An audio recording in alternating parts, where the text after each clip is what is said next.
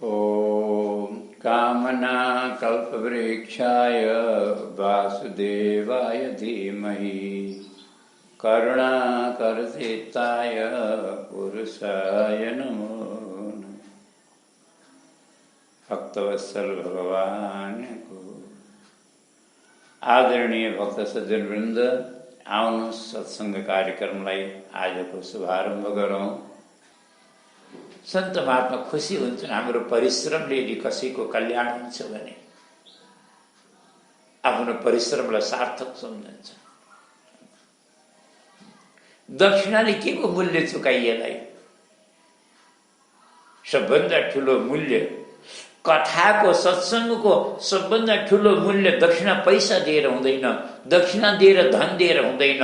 वास्तविक दक्षिणा दिइनै हो भने आफूलाई भगवानको बनाउनु, भगवानलाई आफ्नो बनाउनु, यो जीवनलाई भगवतमय बनाउनु। अगर हजारौं लाखौंले कथा सुने यो खुसीको गर्वको कुरा होइन, परन्तु हजारौं लाखौं श्रोताहरूमा कथा सुनेर भगवानको भक्त कति भए, आफ्नो जीवन कतिले परिवर्तन गरे,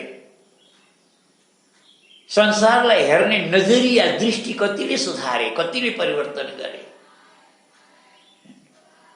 किनकि हेर्नु, संसार त उही हो यार, सृष्टि त कसैले बदल्न या परिवर्तन गर्न सक्दैन।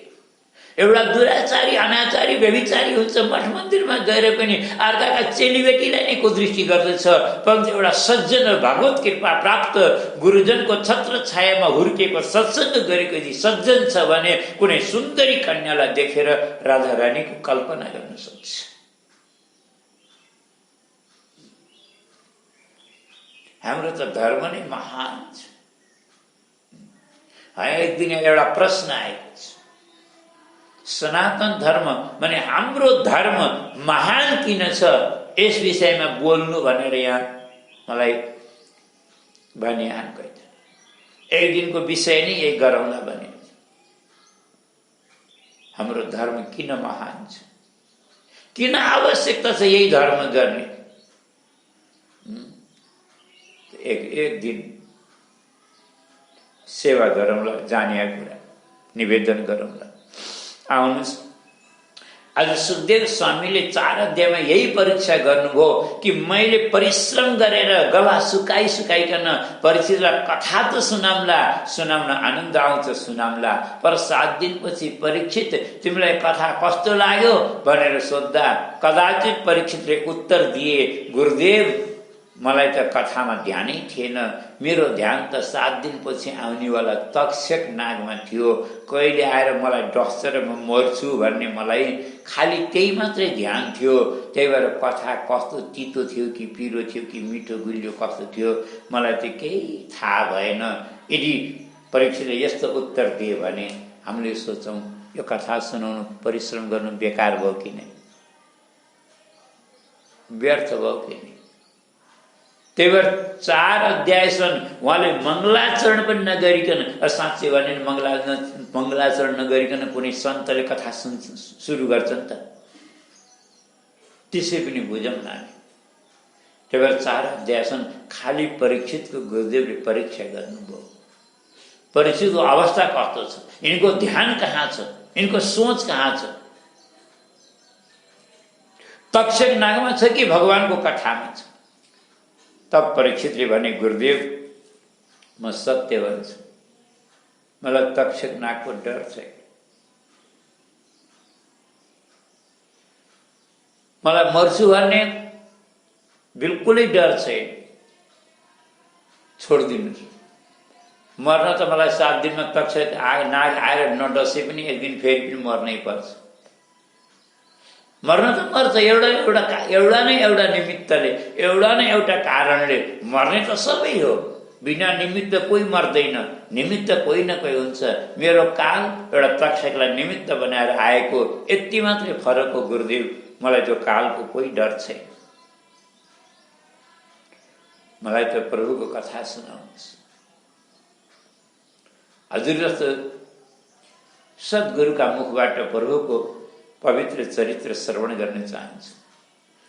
तब सुखदेव स्वामीले अब मङ्गलाचरण गर्नुभयो। आहा, नमः परस्मै पुरुषाय भूयसे सदुद्भवस्थान निरोध लीलया गृहीत शक्ति तृतीयाय देहिनां मंतर्भवाय नपल व्रतमने।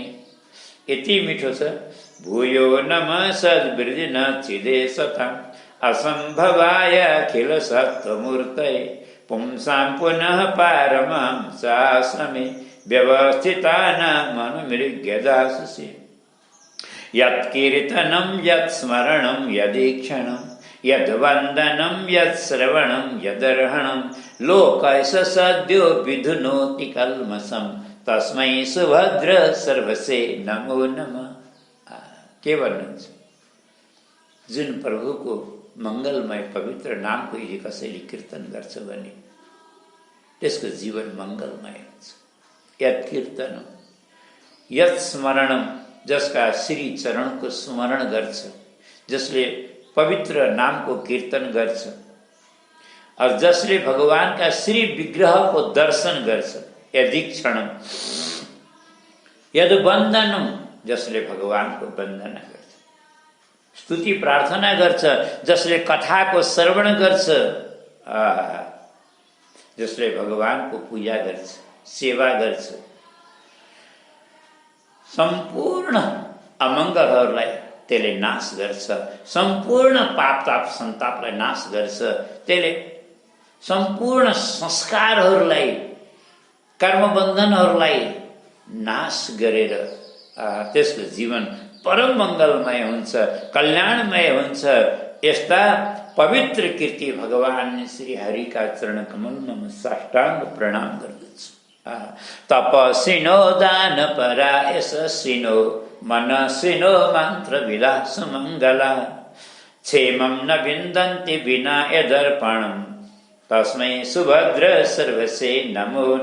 चाहे जतिसुकै तपस्वी हुन्, दानी हुन्, यशस्वी हुन्, मनस्वी हुन्, मन्त्रवेत्ता हुन्, चाहे ज्ञानी ध्यानी जोसुकै केलाई नहुन्, आफूले जीवनमा गरे जतिको कर्म फल कर्मलाई भगवानका श्री चरणमा समर्पण गर्दैन भने जीवनमा वास्तविक कल्याण मङ्गल प्राप्त गर्न सक्दैन। यस्ता परम मङ्गलमय पवित्र कीर्ति भगवान श्री हरिलाई म कोटि कोटि कोटि प्रणाम गर्न चाहन्छु।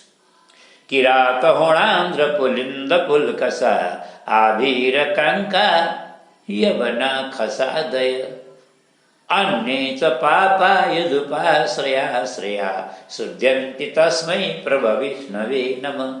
चाहे जतिसुकै नीच हुन्, पतित हुन्, पामर हुन्, पाप योनिमा जन्मेका केलाई नहुन्, जस्तो सुकै सामान्य योनिमा जन्मेका सामान्य अनपढ गवार केलाई नहुन्, किरात हुण आन्द्र पुलिन्द पुल्कस आविर कङ्क यवना खसादय आदि केलाई नहुन्, परन्तु जुन भगवानका चरणाश्रयको आश्रयमा रहेका आश्रित भक्तको आश्रय लिनाले पनि पवित्र हुन्छन्। यस्ता मङ्गलमय भगवानलाई म कोटि कोटि प्रणाम। अब यहाँ एउटा कुरा सुखदेव स्वामीले भन्नुहुन्छ, हाम्रो वाणी प्राकृत हो, प्रभुको कथा अप्राकृत हो। अब हामी कल्पना गरौँ, प्राकृत वाणीले प्रभुको अप्राकृत कथालाई वर्णन गर्न सक्छ? कदापि सक्दैन। भगवानको मङ्गलमय संकीर्तन कसले गर्छ? भगवानको पवित्र चरित्रको गुणानुवाद कसले गर्न सक्छ? जसका वाणीमा स्वयं भगवान बस्नुभएको छ, जसका वाणीलाई भगवानले आफ्नो शक्ति दिनुभएको छ, कृपा गरेर आफ्नो ऊर्जा दिनुभएको छ, उसैका वाणीले भगवानको गुणानुवाद गर्छ। हे प्रभु, मैले त हजुरको यो पवित्र चरित्रको गुणानुवाद गर्न सक्दिनँ, मेरो त क्षमता छैन, मेरो त सामर्थ्य छैन। यदि परीक्षितको कल्याण गर्ने हो, उद्धार गर्ने हो र मेरो मुखबाट प्रभु यदि हजुरले आफ्नो गुणानुवाद गराउन चाहनुहुन्छ भने मेरो यही बिन्ती छ, हजुर आएर मेरो वाणीमा बस्दिनुहोस्, मेरो कण्ठमा सरस्वतीको वास होस्, म परीक्षितलाई कथा सुनाएर मुक्त गर्न सकूँ। यिनको जीवनलाई भगवतमय बनाउन सकौँ, मलाई शक्ति दिनुहोस्। त्यसपछि नरनारायण भगवानलाई, सरस्वती मातालाई र पिता वेदव्यासलाई उहाँले हृदयले श्रद्धापूर्वक नमन गर्नुभयो, वन्दना गर्नुभयो र त्यसपछि अब कथा प्रारम्भ गर्नुहुन्छ। परीक्षित, म तिमीलाई पहिला त धन्यवाद दिन्छु, किनकि तिमीले उत्तम प्रश्न गर्यौ, राम्रो प्रश्न गर्यौ। र यही प्रश्न एक बार देवर्षि नारदले आफ्नो पिता ब्रह्मासँग गर्नुभएको थियो। एक बार हरिगुण गाउँदै वीणा बजाउँदै देवर्षि नारद ब्रह्मलोक पुग्नुभयो। त्यहाँ गएर के देख्नुभयो? ब्रह्माजी यसरी ध्यान मुद्रामा बस्नु भएको थियो। नारदजीलाई अचम्म लाग्यो, पर्खनुभयो, प्रतीक्षा गर्नुभयो, ब्रह्माको ध्यान पुरा गर्यो। जिज्ञासा गर्नुभयो, पिताजी म त हजुरलाई संसारको सृष्टिकर्ता धर्ता सर्वस्व परमात्मा जगदीश्वर, यहाँ तक कि मैले हजुरलाई सर्वेश्वर मानेको थिएँ, पर आज हजुरले पनि ध्यान गरेको देखेर मलाई अचम्म लाग्यो। हजुरले कसको ध्यान गर्नुहुन्छ? हजुरभन्दा श्रेष्ठ को छ र हजुरले जसको ध्यान गर्नुहुन्छ? ब्रह्माजी मुस्कुराएर भन्नुहुन्छ, नारद सत्य वचन, तिमीले ठिक भन्यौ। जुन परमात्माको मायाले मोहित भएर संसारका अज्ञानी प्राणीहरूले मलाई नै जगत गुरु मानेका छन्, माम ब्रुवन्ति जगत गुरु, मैलाई जगत गुरु मानेका छन्, त्यस्ता ती प्रभुका श्री चरणमा म हृदयले प्रणाम गर्छु।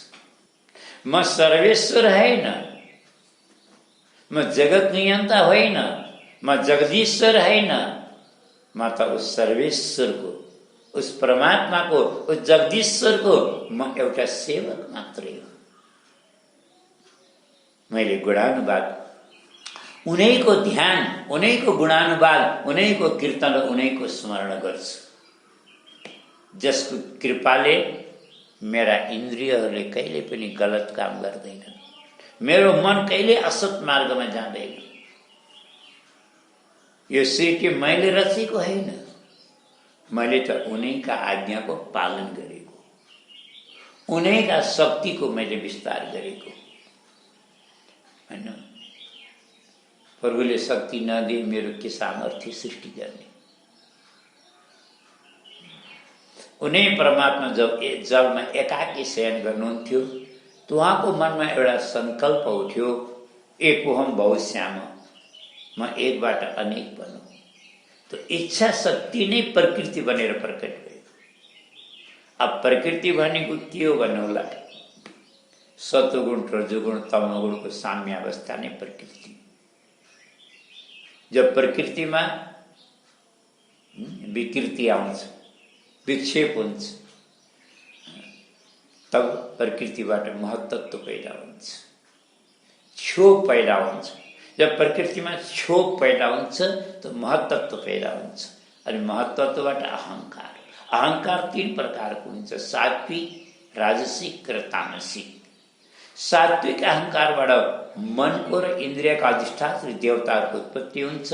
राजसिक अहंकारबाट 10वटा इन्द्रिय हुन्छन् र तामसिक अहंकारबाट पञ्चतन्मात्रा र फेरि पञ्चमहाभूत। यसरी यी तत्त्वहरू अलग अलग रहेर सृष्टि गर्न सक्दैनन्, सक्षम हुँदैनन्। त एकाकार माने एकत्रित हुन्छन्, एकाकार हुन्छन् र अण्डाकार हुन्छ, अण्डको आकारमा प्रकट हुन्छन्। अनि यो अण्ड अनेकौं वर्ष तक जलमा रहन्छ। यसलाई सबैले ब्रह्माण्ड भन्छ, किनकि ब्रह्मको अण्ड हुनाले ब्रह्माण्ड। पर जड भएको हुनाले यी सृष्टि गर्न सक्षम हुँदैन। त्यही भएर परमात्माले यसमा चिदंश प्रदान गर्नुहुन्छ, अनि चैतन्यांश प्रदान गर्नुहुन्छ। तब यसबाट अनेकौं प्रकारका अंग प्रत्यङ्गहरू प्रकट हुन्छन्। जसलाई हामीले विराट भगवान भन्छौँ। भगवानको विराट रूप भन्छौँ। हजारौं हात, हजारौं शिर, हजारौं चरण, हैन? वेदमा पुरुषोत्तममा विराट भगवानको स्तुति कसरी गरिहाल्छ?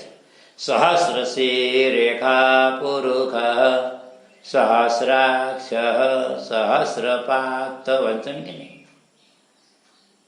यसैलाई पुराणले नमस्तन्ताय सहस्रमूर्तये सहस्रपादाक्षि शिरोर्बाहवे। यसैलाई फेरि भागवतले कसरी भन्छ? पश्यन्त्यदोरूपमदभ्रचक्षुषा सहस्रपादोरुभुजाननाद्भुत। और जसका नाभिबाट कमल प्रकट भयो, कमलको कर्णिकामा ब्रह्माजी प्रकट हुनुभयो। ब्रह्माजीलाई चारै दिशातिर हेर्ने जब इच्छा भयो तो ब्रह्माका 4 शिर भए, 4 मुख भए। ब्रह्मालाई पछाडि हेर्नलाई हामी जस्तै यसरी घुम्नु पर्दैन, पछाडि नै आँखा। 4 शिर भए भने 8वटा आँखा भए। यसको तात्पर्य पनि बुझौँ कि मान्छे चतुर्दिक नजर हुनुपर्छ मान्छेको।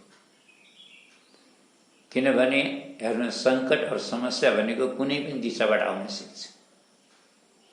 सावधान हुनुपर्छ, सचेत हुनुपर्छ। ब्रह्माजी अचम्म पर्नुभयो। यसो हेर्नुभयो, म त यो कमलको कर्णिकामा पैदा भएछु, कमलको कर्णिकाबाट प्रकट भए। पर कमल कहाँबाट प्रकट भयो? पत्ता लगाउँछु भनेर कमलको नाल पक्रेर तल झर्नुभयो। वर्षौं तक जाँदाखेरि पनि कमलको आदि अन्त्य फेला पार्नु भयो, थाक्नुभयो, फर्केर आउनुभयो। यसको अर्थ बुझे हामीलाई के? कसैले भगवानलाई खोजेर भगवानको आदि अन्त थाहा पाउन सक्छ र? नै। भगवान खोज्ने विषय होइन। खोजेर भगवानलाई कसैले भेटाउन सक्दैन। आज त कसैले पनि भेटाएको छैन। भगवानलाई कसरी भेटाइन्छ भन्दा खोजेर होइन, मानेर हो। मान्नुपर्छ, विश्वास गर्नुपर्छ, श्रद्धा गर्नुपर्छ, भजन गर्नुपर्छ। भजन गर्ने मान्छेले भगवानलाई खोज्न कहीँ जानु पर्दैन। जहाँ बसेर भजन गर्छ त्यहीँ भगवानले दर्शन दिनुहुन्छ। अन्तर्मुखी बनेर भगवानको भजन गर्ने, बहिर्मुख भएर भगवानको दर्शन हुँदैन। त ब्रह्माजी पुनः कर्णिकामा आएर बस्नुभयो। समुद्रका लहरी आपसमा टकराएका थिए। यस्तो आवाज भएको थियो, थप थप थप थप। ब्रह्माजीले सोच्नुभयो कोही अदृश्य शक्ति छ, जरुर अवश्य छ। उसले मलाई तप गर भनेर निर्देशन दिइरह भन्ने अर्थ लगाउनु भयो त्यस ध्वनिबाट र बसेर त्यही ध्यान गर्न लाग्नु। वाह! ध्यानमा हेर्नु, हजारौं वर्ष खोज्दाखेरि नभेटाएका भगवान ब्रह्माका हृदयभित्रै प्रकट हुनुभयो। भगवान भित्रै प्रकट हुनुभयो। यसको तात्पर्य यो पनि बुझ्नु पर्यो है, भगवानलाई खोज्नको लागि बाहिर भौतारिनु पर्दैन। हामीले अन्तर्दृष्टि गरेर भजन गर्यौं भने भगवान त भित्रै हुनुहुन्छ। भगवान यति नजदिक हुनुहुन्छ। भगवानभन्दा नजदिक हाम्रो अरू कोही छैन। र पनि हामीले भगवानलाई देख्न सक्दैनौँ, किनकि भक्तिको कमी छ, चेतनाको कमी छ। हृदयमा भगवानको दर्शन गरे ब्रह्माजी पुलकित हुनुभयो। चरणमा साष्टाङ्ग प्रणाम गर्नुभयो, बडा राम्रो स्तुति गर्नुभयो, प्रार्थना गर्नुभयो। ब्रह्माजी भगवान प्रसन्न भएर ब्रह्माजीलाई भन्नुहुन्छ, ब्रह्माजी तपाईको तपस्याले र स्तुति प्रार्थनाले म प्रसन्न छु, वरदान माग्नुहोस्, के चाहियो? आज ब्रह्माजीले 4वटा वरदान माग्नुभयो। प्रभु, पहिलो वरदान त मलाई सृष्टि गर्न सक्ने शक्ति दिनुहोस्। कि मान्छेलाई पहिलो आवश्यकता भनेको शक्ति हो। जसलाई पनि शक्ति चाहिएको छ, हैन? जस्तै खाटा सुत्या छ, अस्वस्थ छ, सिरानी मुनि राखेको गोली उठाएर खान सक्दैन। अब त्यस्ता मान्छेलाई के चाहियो भनेर सोध्ने हो भने तेरे मलाई सुरा सुन्दरी चाहियो भनेर भन्ला त? नै, मलाई शक्ति चाहियो, स्वास्थ्य चाहियो। जीवनको पहिलो आवश्यकता भनेको जसलाई पनि शक्ति चाहिएको छ। आमाको पेटबाट भर्खर जन्मेको बच्चा छ, त्यसले के चाहन्छ? शक्ति चाहन्छ, सामर्थ्य चाहन्छ। बिचरालाई बोल्न आउँदैन, उठेर बस्न हिँड्न आउँदैन, अरू के चाहन्छ त्यसले? उसको प्रयास हो म उठेर बसौँ, हिँडौँ, बोलौँ। जसलाई पनि शक्तिको आवश्यकता छ। पहिलो वरदान। दोस्रो वरदान, सृष्टिमा मेरो आसक्ति नहोस्। र तेस्रो वरदान, अभिमान नहोस्। किनकि एउटा कुरा ध्यान दिउँ है त, हामीले यो आसक्ति र अभिमान नि कसैले पनि आफ्ना आमाका पेटबाट लिएर आएको हुँदैन। ध्यान दिनु होला। आमाका गर्भबाट मान्छे दुधले धोए जस्तो आउँछ, निर्मल आएको हुन्छ। यही संसारको सृष्टि गर्दा गर्दै यही आसक्ति हुन्छ, अरू सृष्टि गरेपछि अहङ्कार हुन्छ। जस्तै उदाहरणलाई भनौँ न, एउटा अकिञ्चन गरिब अनाथ अनाश्रित साधारण व्यक्ति छ भने कति विनम्र हुन्छ, हर जग्गा हात जोड्दै हिँड्या हुन्छ, सबैसित हजुरज्यू हजुर हजुरज्यू हुन्छ। त्यसैलाई कल्पना गर्नु, भोलि लाट्री खुल्ला अथवा अचानक कतैबाट कोही धन, अकस्मात करोडौँ अर्बौंको सम्पत्ति आइलाग्यो भने अनि त्यो मान्छे त्यस्तै हात जोड्दै हिँड्छ सबैले। मान्छे धनले मातेर, गरिबलाई त मान्छे पनि मान्दैन, किरा मकौडा चाहिँ सम्झिन्छ। ती त मान्छे पनि हुन् भन्दै। हेर्नुहोस् अभिमान कहाँबाट आयो? यो संसारमा 2-4 पैसा कमाउनेवालाको यो दुर्दशा हुन्छ यस्तो अभिमानले भने म यो सृष्टिको मालिक ब्रह्मा, मलाई कति अभिमान होला, मेरो के दशा होला। त्यही भएर मलाई यो अभिमानबाट बचाउनुहोस् र आसक्ति, यो बन्धनबाट बचाउनु, मोहबाट बचाउनुहोस्। आसक्ति पनि संसारको सङ्गत गर्दा गर्दै बढेको त हो नि, आमाका पेटबाट त कसले ल्याएको थियो। र चौथो वरदान, हजुरका 2टा रूप हुन्छन्, सबैले भन्छन् सगुण और निर्गुण। म दुईटैको अनुभव गर्न सकौँ। निर्गुणको निरन्तर अनुभूति रहोस्, अनुभव भइरहोस्, र सगुणको झाँकी मेरो आँखामा निरन्तर रहोस्। दर्शन गर्नु हजुरको माने यतावता तात्पर्य, हजुरको विस्मृति कहिले नहोस्, विस्मरण नहो। यी चावडा वरदान माग्नु भएको हुनाले ब्रह्माजीले, भगवानले पनि चावडा श्लोक वरदानको रूपमा दिनुभयो, जसलाई हामी भागवतको बिउ भन्छौँ। बीज हो, चतुश्लोकी भागवत। आज भगवान श्रीहरिले, श्रीमन नारायणले सबभन्दा सर्वप्रथम ब्रह्माजीलाई दिनुभयो, जसमा पहिलो श्लोक हो, अहमेवासमेवाग्रे नान्यद् यत् सत्परम। भगवानले के भन्नुहुन्छ? ब्रह्मको स्वरूप। यो संसारमा मभन्दा पहिला अरू केही थिएन, खालि म थिएँ। सृष्टि भएपछि पनि मेरो सङ्कल्पले सृष्टि भयो, अब त्यसपछि पनि कण कणमा सर्वत्र म नै छु। अरू एक दिन यो सृष्टि रहँदैन, त्यस दिन पनि म रहन्छु। अब वास्तवमा यही ब्रह्मको स्वरूप, ब्रह्म सिवाय केही छैन। दोस्रो माया, ऋत्यर्थम यत् प्रतीयत न प्रतीयत चात्मनि तद्विद्या तात्मनो माया। नभएको कुरा प्रतीत हुन्छ, भएको कुरा प्रतीत हुँदैन। जो संसारमा जो वस्तु छैन त प्रतीत हुन्छ। जस्तै उदाहरणको लागि भनौँ, आकाशमा चन्द्रमा एउटै हुन्छन्, आँखा माथि औलो गाडेर हेर्ने भने 2टा चन्द्रमा जस्तो देखिन्छ। अरू जो छ त्यो देखिँदैन, जस्तै राहुको मण्डल देखिँदैन, छ। त यसैलाई माया सम्झनु।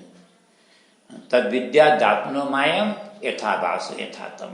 भएको कुरा देखिँदैन, प्रतीत हुँदैन, नभएको कुरा प्रतीत हुन्छ।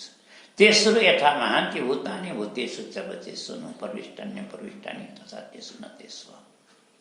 जस्तै यस शरीरमा 5 महाभूत कार्य रूपले प्रवेश गरेको देखिन्छ, कारण रूपले पहिलेदेखि विद्यमान भएको हुनाले अप्रविष्ट पनि। त्यस्तै म पनि शरीरमा आत्मरूपले प्रवेश गरेको प्रविष्ट जस्तो देखिन्छु, और वास्तवमा पहिलेदेखि सत्ता रूपले विद्यमान रहेको हुनाले कारण रूपले म अप्रविष्ट पनि छु। यही जीवात्माको स्वरूप। और चौथो, साधन। ब्रह्म, माया, जीव और साधन। एतावदेव जिज्ञासु तत्त्व जिज्ञासु आत्मन अन्वय व्यतिरेकाभ्याम ऐसा सर्वत्र सर्वदा। अन्वय व्यतिरेकद्वारा सर्वत्र सब जगह मेरै सत्ताको दर्शन गरेर अनुभूति गरेर जो भगवतमय जीवनयापन गर्दछन् तिनीहरूले अवश्य मनको सङ्कल्प जे भए पनि पूर्ण गर्न सक्दछन्। भगवत परायण भएर यो चतुश्लोकी भागवतको उपदेश गरेर भगवान अन्तर्ध्यान हुनुभयो। ब्रह्माजीले यही चतुश्लोकी भागवतको माध्यमबाट ब्रह्माण्डको सृष्टि गर्नुभयो, चराचर जगत बनाउनु भयो। र अगाडि सुखदेव स्वामीले पुराणका 10 लक्षणको वर्णन गरेर दोस्रो स्कन्धलाई पूर्ण गर्नुहुन्छ सृष्टिका साथ। अत्र सर्गो विसर्गस्य स्थानं पोषणमुतय मन्वन्तरे सानु कथा निरोध मुक्तिराश। यही पुराणका 10 लक्षण हुन्। सर्ग विसर्ग स्थान पोषण उति और मन्वन्तर ईशानु कथा निरोध मुक्ति और आश्रय। पहिलो र दोस्रो स्कन्द भूमिका भयो। बाँकी तेस्रो स्कन्दबाट तेस्रो सर्ग, चौथो विसर्ग, 5वां स्थान, 6वां पोषण, 7वां उति, 8वां मनन्तर, 9वां ईशानु कथा, 10वां निरोध, 11वां मुक्ति र 12वां आश्रय तत्व हो। यिनै पुराणका 10 लक्षणहरूलाई दशमस्य विशुद्ध्यर्थम नवानाम्य लक्षण। अस्तु, यो दोस्रो स्कन्दलाई हामीले संक्षेपमा अब यहीँ विश्राम गरौँ। अब अगाडि प्रसङ्ग हामी तेस्रो स्कन्दमा प्रवेश गर्नेछौँ। बलि भक्तवत्सल भगवानको। आदरणीय भक्त सज्जन वृन्द, हामीले पुरुषोत्तम मास महात्म्यको कथा आज दिउँसो 3 बजेदेखि यहाँ मन्दिरमा प्रवचन हुनेछ र त्यसलाई हामीले 3 गते प्रातः हामीले युट्युबमा अथवा फेसबुकमा प्रसारण गरिनेछ।